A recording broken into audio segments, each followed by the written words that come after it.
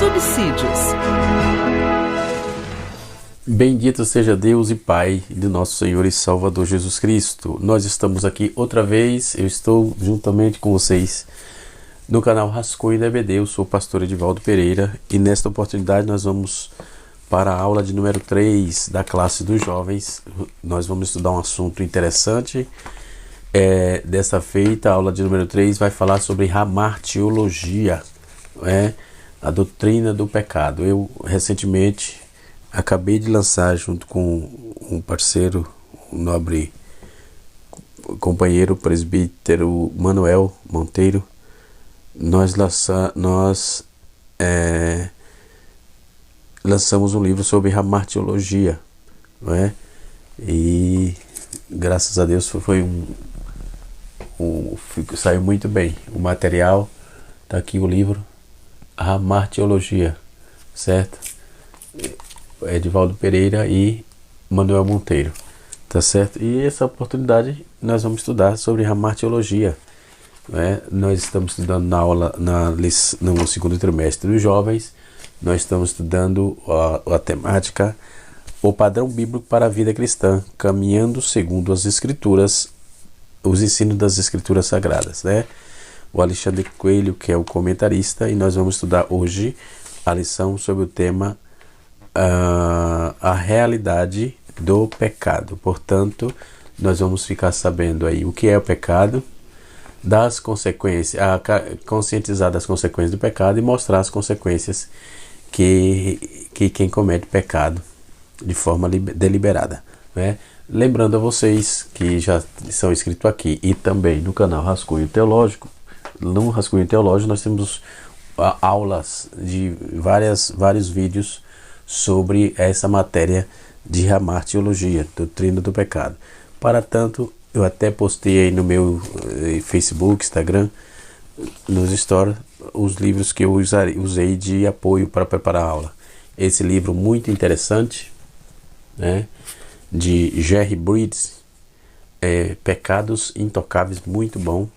Esse livro aqui, do pastor, já de saudosa memória, pastor Severino Pedro da Silva, muito interessante também, O Pecado, Sua Origem e Manifestação.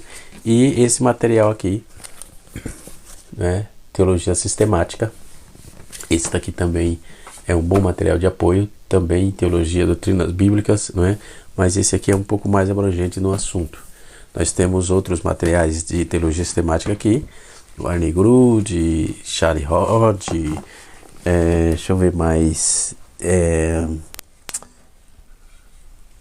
deixa eu ver outros aqui, de Norman Geisler e assim sucessivamente. Nós temos vários outros materiais também sobre hamartiologia, de Walter Brunelli, é um material também muito interessante e bem sintetizado, esse material do Walter Brunelli, tá? Aqui são 4 volumes, e não é caro não, é um material bom para essa aula aí, é muito interessante, vale a pena comprar, vale a pena adquirir, tá certo? Você tem um curso interessante de teologia básica, que te ajudará com certeza de forma sobeja dentro do assunto, tá? Nós temos a hamartiologia, o estudo do pecado, é interessante essa matéria, então nós estudamos bastante isso aí, e temos também, como eu disse, nosso material, nosso livro, que eu lancei recente, tá certo? Isso posto, nós vamos, o que é pecado? Quando se manifestou o pecado? A origem do pecado? Essas perguntas surgem constantemente, embora seja difícil de responder, mas elas surgem assim sempre, constantemente. Na leitura bíblica, o comentarista colocou aqui Romanos capítulo 3, verso 9 a 18, e a pergunta, o primeiro tópico é o que é o pecado? Aí ele coloca aqui os conceitos extras bíblicos sobre o pecado.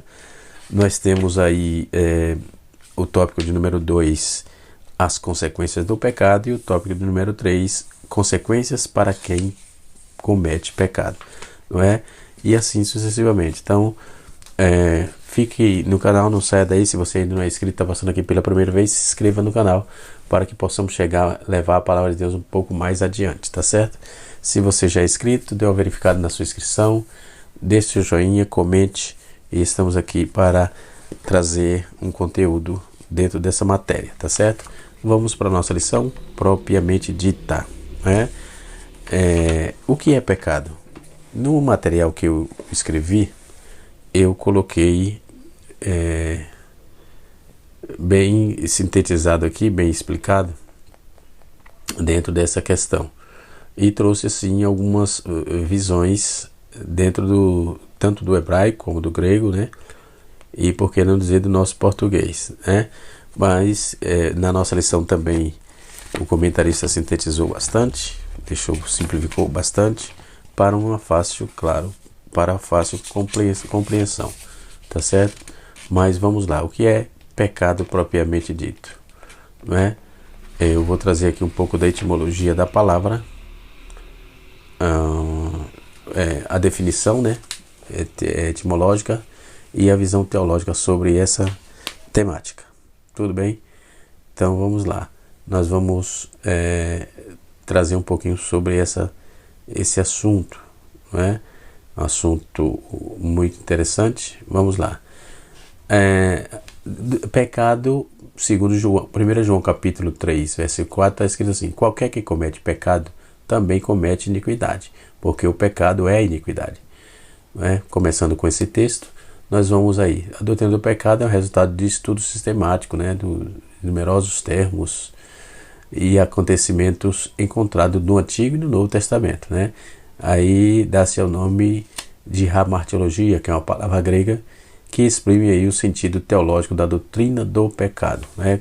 Conforme vimos, né? Já estamos tratando neste capítulo, nessa aula, aliás, iremos compreender a definição etimológica, a definição teológica e o conceito principal dessa palavra, a palavra pecado, bem como as variadas ocorrências de termos que designam o pecado na Bíblia, né? A definição direta diz assim: o pecado é a transgressão da lei de Deus, é a quebra de relacionamento do ser humano com Deus, portanto, pecar é errar o alvo, né? Simplificando, né? A definição etimológica, quando falamos sobre a definição etimológica, estamos querendo aprender ou apresentar o vocábulo bíblico que presume e que possui a conotação dos termos estudados. Nesse caso, nossa intenção é compreender quais palavras da Bíblia possuem o sentido de pecado diretamente e por proximidade. Por exemplo, palavra hebraica no Antigo Testamento que se designa pecado. Chatá, por exemplo. Esse verbo significa errar o alvo. Também assume o significado de ofender, de pecar, induzir ao pecado, purificar do pecado, livrar do pecado. É usado também no sentido não moral ou não religioso, de indicar a simples ideia de errar ou falhar em alguma tarefa ou empreendimento. Aparece cerca de 522 vezes no Antigo Testamento, com o significado principal de errar o alvo. Algumas referências nós vamos ver em Êxodo, vamos ver em Gênesis, vamos ver em Êxodo, Levítico, Juízes, né? 1 Samuel, nós vamos ver em Jó, vamos ver nos Salmos, Provérbios, Eclesiastes, Isaías, enfim. Depois nós temos o Ra, que significa mal. Aparece cerca de 444 vezes no Antigo Testamento e pode indicar de 10 ou mais variações dentro do sentido mal, né? Tem algumas referências também, e esse material, a Bíblia da CPAD, muito boa, me ajudou bastante dentro desse conceito, não é?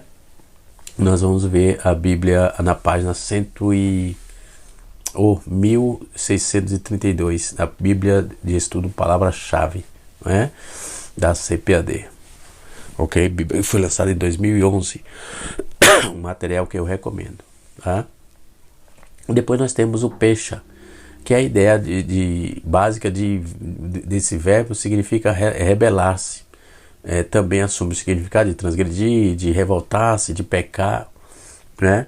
E assim sucessivamente. Depois nós temos Avon, que é o substantivo masculino que significa iniquidade, também assume o significado de mal, né? Mal, culpa, pecado, transgressões e punição. Essa palavra tem um sentido de pecado consciente, uma atuação da própria violação, da própria volição humana, um desejo deliberado de pecar, de algumas referências. Depois nós temos o Shagag, que significa errar. A ideia dessa palavra no sentido de que a lei implicava e a pessoa tivesse responsabilidade em conhecê-la, em praticá-la, não é? Levítico capítulo 4, verso 2 e Números capítulo 15, verso 22. Então, errar ou desviar do seu cumprimento acarretaria em consequências ao transgressor, não é? Há algumas referências baseadas nisso, está no capítulo 4, verso 13 de Levítico, Deuteronômio capítulo de número 27, verso 18 e Provérbios capítulo 5, verso 19 e 20. E Isaías capítulo 28, verso 7, coaduna aí com Ezequiel capítulo número 34, versículo 6. Depois nós temos também o Asham. Asham é um verbo que significa culpado perante Deus. Também tem um significado de fazer o mal. Na maioria dos usos dessa palavra, a ocorrência dos rituais realizados no tabernáculo, no templo levítico. O verbo era usado para descrever aí o resultado do pecado, isto é, a culpa perante Deus, né? Depois nós temos Racha, que esse adjetivo significa ímpio, culpado, errado, e dá a ideia de perverso, ou de iníquo, ou de iniquidade, enfim. O oposto da justiça, significa errar, significa um erro moral. Depois nós temos Taha, que significa vaguear, extraviar-se, errar, vagar, desviar-se, vacilar e cambalear. É um pecado. O pecado é um erro que a pessoa deliberadamente afasta do propósito certo, né? Do alvo correto. O significado dessa palavra que repousa aí a ideia de vaguear, né? E assim sucessivamente. Então, nas palavras, já no grego, no Novo Testamento, nós vamos encontrar hamartia, que é o substantivo que significa pecar, errar, falhar, e aparece cerca de 227 vezes. Esta palavra é tão importante no Novo Testamento que ela se tornou a principal palavra para designar a doutrina do pecado, não é? Que é conhecida aí como hamartiologia, não é? Depois nós temos o kakos. Kakos, adjetivo é mal, extremamente sem valor, externamente sem valor, em sentido moral, perverso, não é? E mal de coração, mal-estar, e, enfim, mal moral. Depois nós temos poneros, que é um adjetivo que significa mal, um sentido moral ou espiritual, ímpio, maligno, ímpio, perverso, enfim, né? Este vocábulo também é usado para Satanás e é possivelmente o demônio que são chamados de espírito maligno, né? Depois nós temos asebes, que é uma palavra que ela possui um prefixo negativo, que é irreverente, que por extensão também é ímpio ou iníquo, né? E assim sucessivamente. Depois nós temos enochos.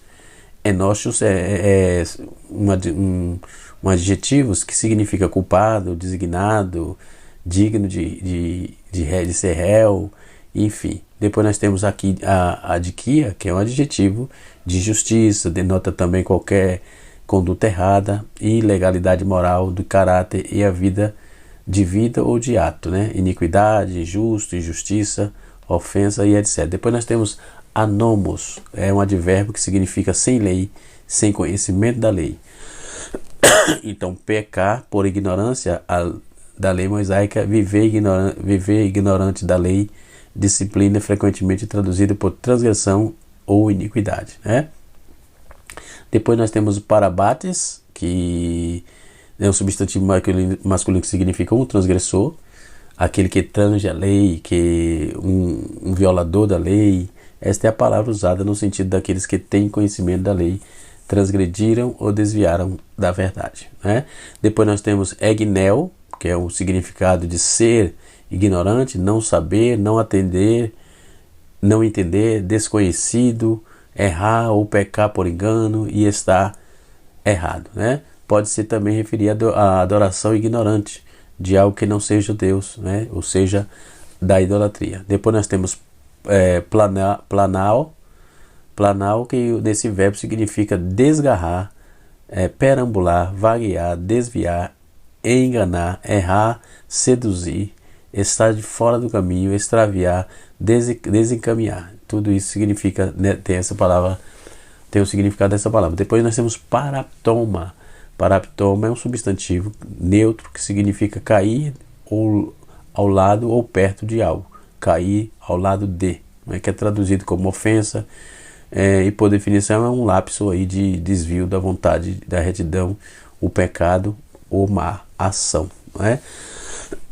Depois nós temos que hipocrises, que no Novo Testamento parece combinar com o conceito de rebelde e ímpio lá de hipocrises lá do Antigo Testamento, né? E tem aí que dá a intenção de encenação, atuação e assim sucessivamente. É uma ideia grega que aparece aí em Mateus capítulo 6, versículo 2, versículo 5, versículo 16, que é paradisíaca, né?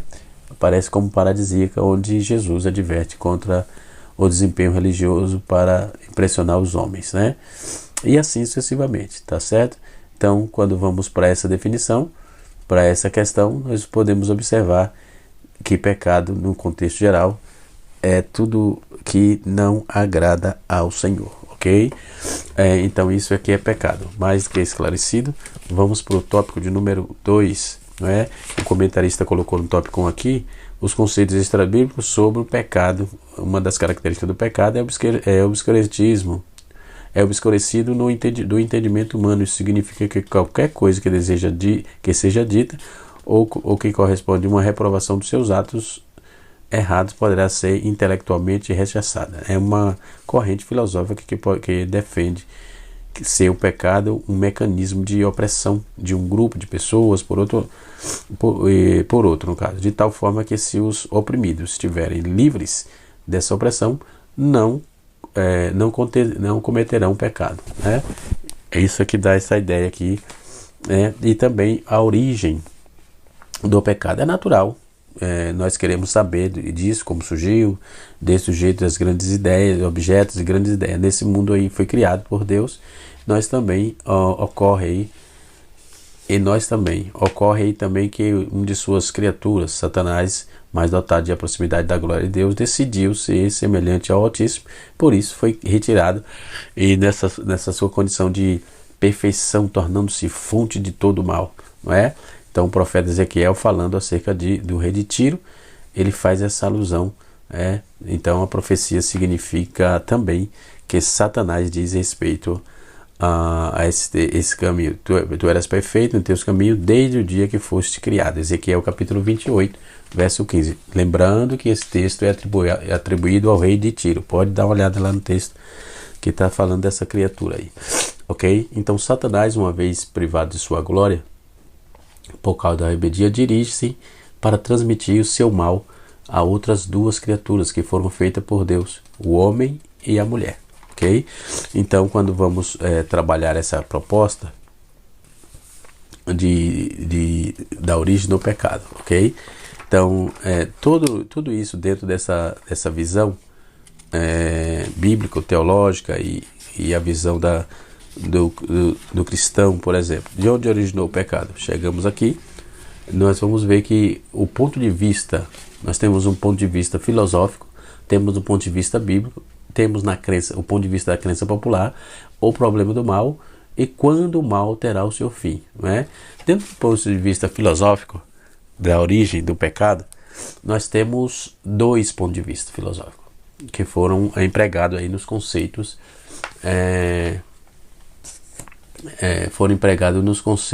filosóficos não cristãos, os filosóficos que eram cristãos, para definir o que viria a ser ou transformar naquilo que seria pecado. Agostinho definia o pecado como o que é dito ou feito, desejado contra a lei eterna.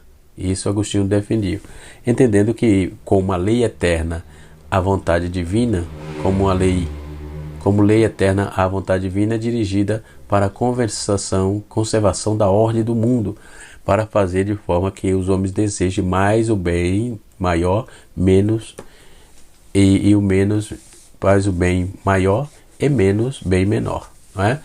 Para Tomás de Aquino, a transgressão da lei moral vista como mandamento divino seria então da origem do pecado. Tomás explicou que o pecado original consiste na ausência da retidão ou justiça, né?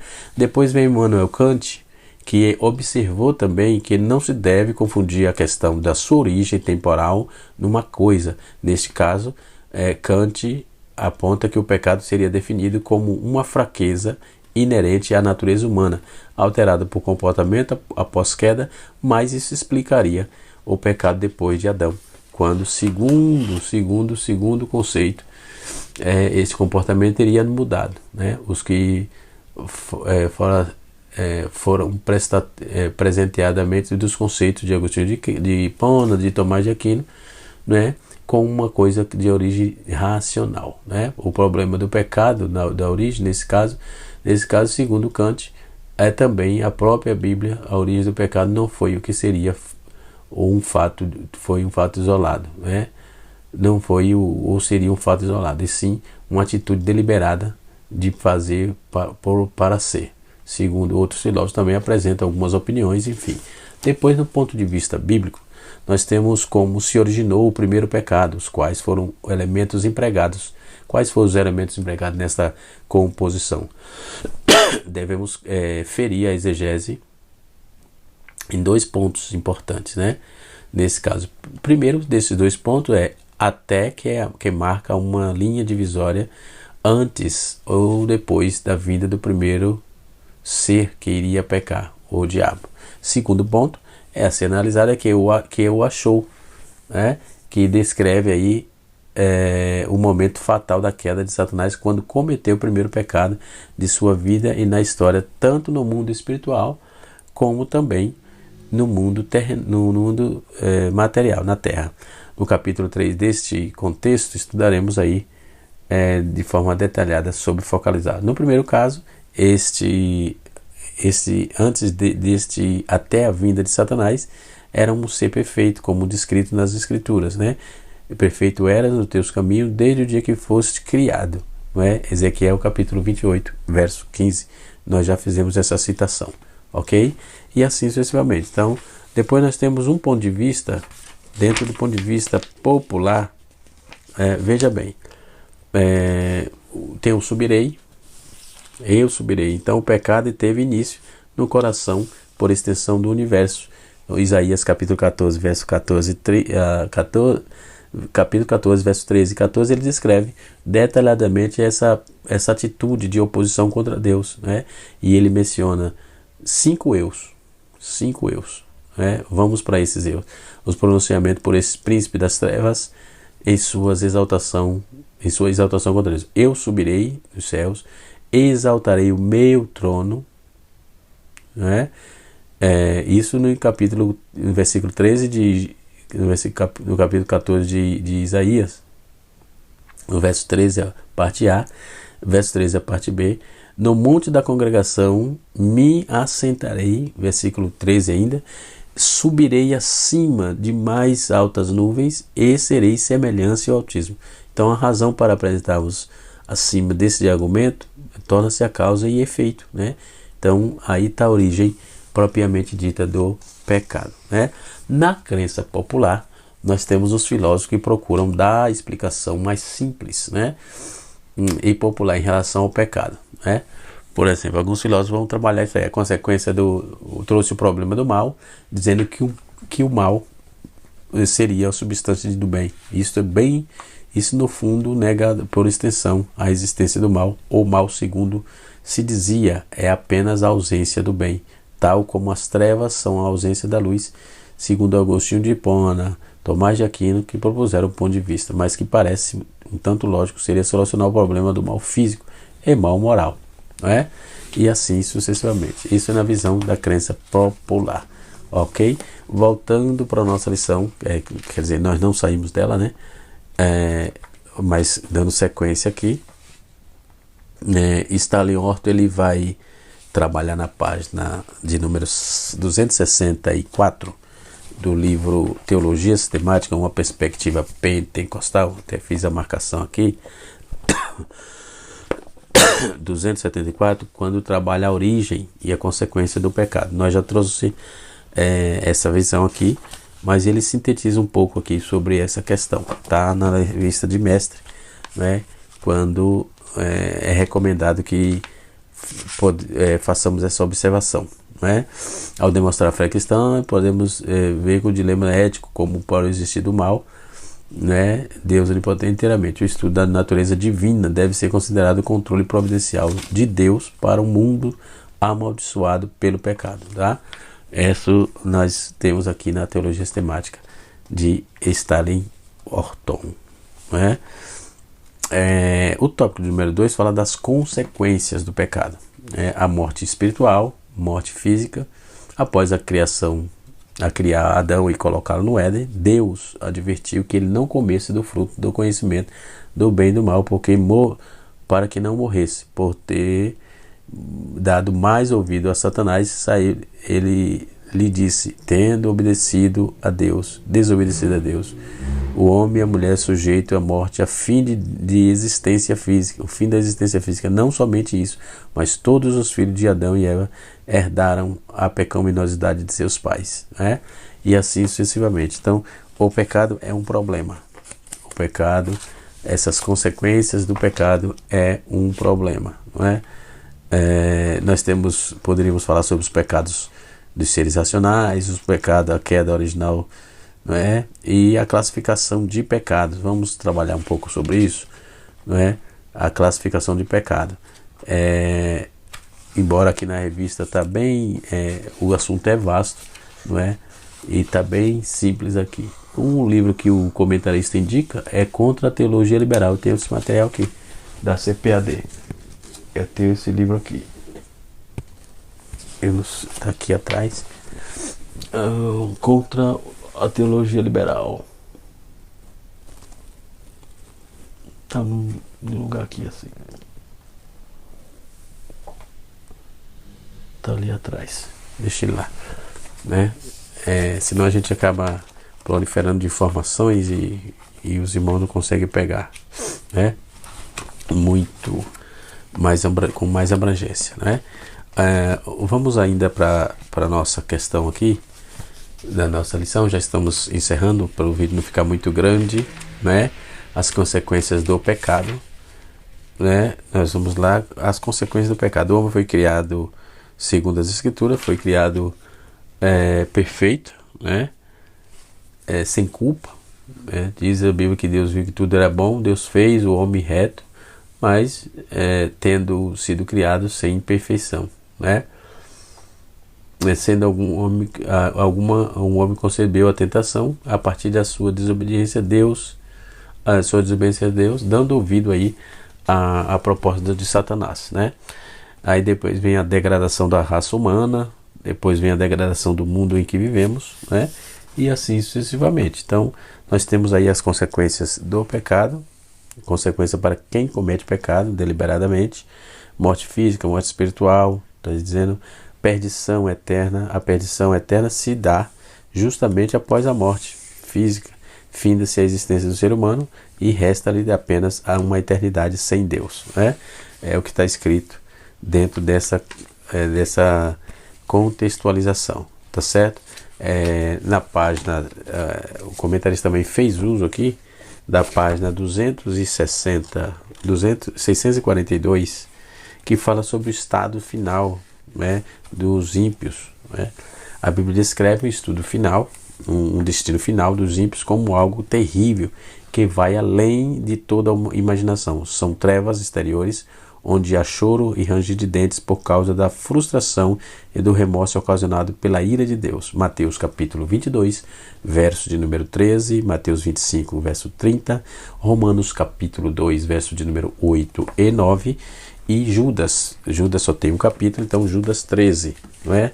Judas versículo 13, você vai conseguir vislumbrar isso aí, verificar isso aí, tá certo? uma fornalha de fogo, que está escrito em Mateus 13, versículo 42 e 50, onde o fogo, pela sua natureza, é inextinguível, nunca se apaga, né?